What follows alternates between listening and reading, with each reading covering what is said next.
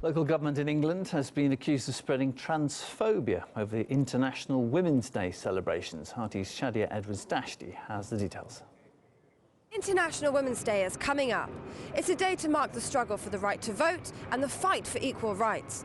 But this year, the run-up to March the 8th has been inadvertently embroiled in a trans row. Sefton Council in Liverpool has been pressurised into removing flags being flown outside its town hall. It's simply read woman, noun, adult, female. And while that might be the definition in the Oxford English Dictionary, it's been deemed transphobic.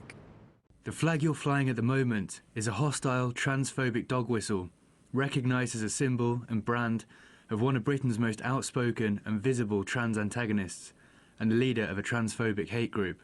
Moments later, the flags were removed, with the council saying it didn't realise the controversial messaging they were being asked to display. We have been made aware of a potential issue regarding the messaging on the flag flown at Bootle and Southport town halls and have taken them down. We have a proud history of supporting LGBTQ+ rights across the borough. We continue to support all members of our communities.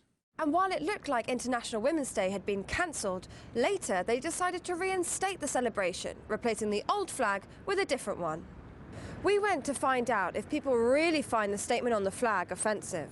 Why would it be offensive? I feel like just because you have a flag that represents women doesn't insult anyone else. It just empowers women. I think it's a women's decision, like definition of that.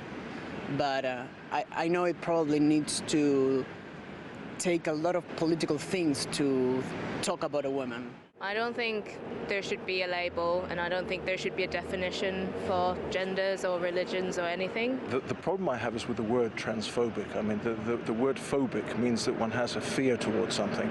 I don't think that that's necessarily the case, and I think the word is being brandished around as if it's a tool with a possible set of other agendas. Well, what a time to be alive. It seems like you can't celebrate anything without offending people, or at least having opinions poles apart. This is a very subjective, a very relative issue. It's an opinion-based, where you call a flag offensive on a tweet because it used a dictionary definition. The problem when you give in because of anonymous or angry tweets, when you give in, you give that platform power.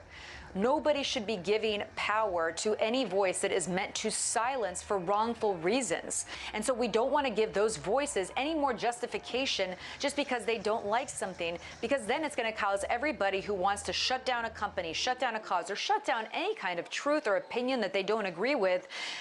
It's going to give them more power to continue lambasting these defamatory, slanderous remarks on Twitter and social media, which has been very, very harmful to people. We have now been entrenched in this culture of fear where everybody wants us to be afraid, where we cannot say anything. And what that does, when there is such a pervasive culture of fear, we're going to be labeled transphobic or xenophobic or racist or homophobic or whatever it is.